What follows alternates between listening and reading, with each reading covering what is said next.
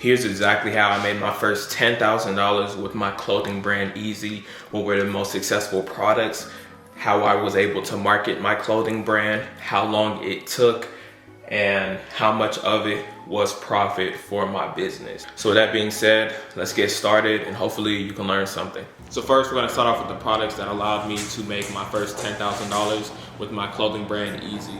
So about $7,000 came from my first collection, which consisted of 3 different shirts and 2 different hats. So it was about a 5-piece collection. We had the Easy Meanings hat, we had a black and white colorway, as well as a beige and brown colorway. We had the Easy Meaning shirt. It had the Easy logo in the front with a skull with our meaning on the back. We had that in black and white. And then we had the Easy Fighters tee that had Israel, Francis, and Usman. And that was our first collection. I feel like it was a great way to just introduce the brand and spread the message, which is work hard until the things you want in life come easy. In our second collection, this one was a little bit more spread out. We dropped 2 different hats, which was the Made Easy hat as well as the Tranquility hat, and these products did very, very well. We also dropped our Easy Effect shorts and our Fear No One shorts, and this whole collection is what really catapult my brand and give me that initial jump. So we made about $7,000 with that first collection, and the other remaining $3,000 came from the second collection. So now we're gonna talk about the most important part of all of this, which was my marketing strategy. And I'm gonna be honest with you, if you don't have a marketing strategy, one that you believe that you could execute and could convert, it is going to be very hard for you to see success in this space, because everything ends up falling back onto how you market the product, how you are able to convey your message to your audience, right? Whether it's the branding that you have, the message like work hard until the things you want in life come easy, how would you execute that so that your audience could resonate with not only the pieces of clothing that you're making, but also if that message is something that they want to resonate with and live their life by. The way that I was able to market my clothing brand was I was super heavy with TikTok. So I started my brand in June 12th of 2021. I was posting 3 to 5 videos each and every single day, as well as I was taking those same videos, taking the watermark off, and then I would post them on IG Reels. I make idea pins on Pinterest. I would also post on the Facebook Reels,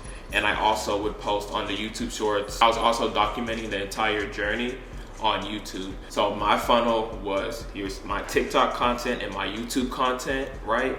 These were the 2 platforms that I really prioritized, because with my YouTube, you guys were able to see the behind the scenes. You were able to see what I was making, how I was marketing it, what the day-to-day was like. So I was able to bring you guys in so you guys knew more about me rather than just knowing about the brand and the products that I'm trying to sell. And then for TikTok, that's where I'll test a lot of different type of videos. So I would post some trendy videos, right? So if there's a trend going on, I'm gonna go ahead and probably post that, as well as, just different videos that would come to mind. Some would just be highlighting the product, or just whatever I could think of.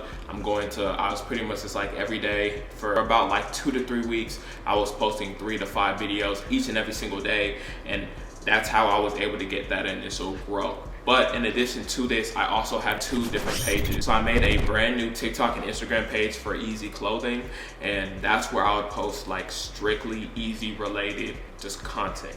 So it has to be about my brand, the pieces that we're making, what we have coming up, the message, anything that pertains to the brand, that's what I put. And I also have my personal page where I would talk a little bit about the brand, but I also was fashion heavy. So anything fashion related was what I was posting at the time. And through doing this, I probably posted a total of about 100, 150 pieces of content within that amount of time. And that's how I marketed it. Come drop day, I had a few hundred people come to the site, and we landed a decent amount of orders. But I feel like one of my strengths, since I purchased both, I was able to have more time to market the products since the products are here. So rather than having this really big drop day, I kind of moved with the mindset of I'm going to keep promoting these products until we sell it out. Once we sell it out, I'm going to start working on new product. It took me a few months to actually sell a majority of my first collection. I had a few products that did very well and those sold out, but I had like a few shirts. I think to this day, we still have a few of those shirts out. So those were the products that were like the stragglers.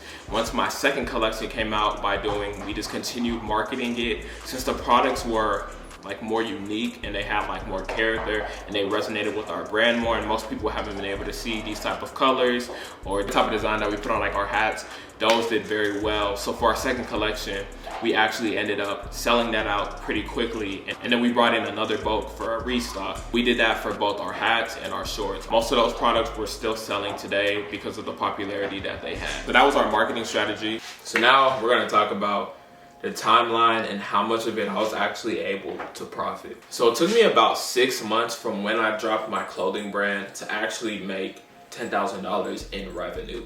This was primarily because it actually took me a lot longer to sell out my first collection than I expected. I thought I was gonna go, post some content. As soon as drop day comes, everything's gonna go ahead and sell out, but that's not how it went. So I really had to grind to get off my bulk inventory so I can have some more capital to invest into my next collections. And I also learned that in order to keep your brand really moving, you have to find a way to bring in the capital so you can constantly be working on new pieces, because everything that you make is not going to make it to bulk, and you're not going to sell everything that you create, because some of the samples that you get you might not like, it might not be the right time, or you might just want to perfect it, and that could possibly take a lot more time. So once we made the $10,000 in revenue, we spent I think a few $100s in ad spend. We had to pay for our bulk, shipping supplies, Shopify. We used QuickBooks for bookkeeping, so we had to pay for bookkeeping, thank you cards. At the time we were using Privy, which is used for SMS and email marketing. We were paying for that monthly. And then there were a few other expenses that we had, like purchasing a Rolo, just the various other things that we had for our clothing brand. And with that, we're running at about 40 to 45% profit margins. The main reason for this was that we were buying blanks and then we're getting it printed, so we were able to get a better rate than just going straight to an overseas manufacturer, because I didn't have to pay additional costs for shipping. I was just driving back and forth between my parents' house to where I would go to get all of my shirts to screen printed. So with my first $10,000 made in revenue, we made about $4,500. We didn't have a lot of money spent for ad spend. A lot of our products were made in-house, so that saved us a lot of money from shipping costs. And overall, I think the price point that we had, it was a good price to still be able to have some profit while still dumping pretty much all of that money back into our next collection. So while we did profit around $4,000 within our first collection, we took that whole entire amount of money and we rolled it over into our next collection. There was no payout to me. There was no, hey, look, let me go ahead and buy myself something nice. All that money that I made within my first collection and a half, I took the whole entire thing, I spent it on some more bulk, I developed a few more products, and I pretty much left myself with zero. I probably had a few $100s just to make sure that I'll be good to, buy food and stuff like that up until our next collection and some of the bulk comes in. And this was with starting my brand with $5,000. I depleted all of my savings.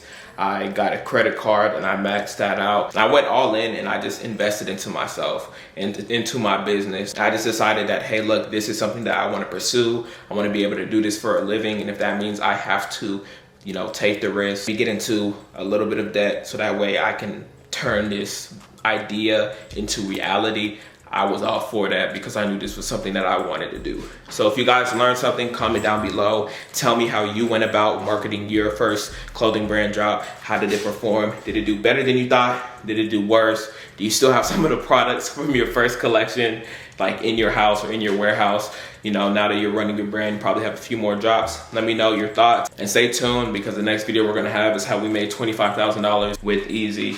And my goal for pretty much like a series like this is to just pretty much have brackets where I sit down and I explain to you guys how I made my first 10, 25, 50, 100, $250,000, $500,000, $1 million. So you guys can see what that's like, what I had to do. I talk about a few of the obstacles that I went through to make it to that point. Anyways, it's your boy Chris Alia, aka CEasy, and I'm out.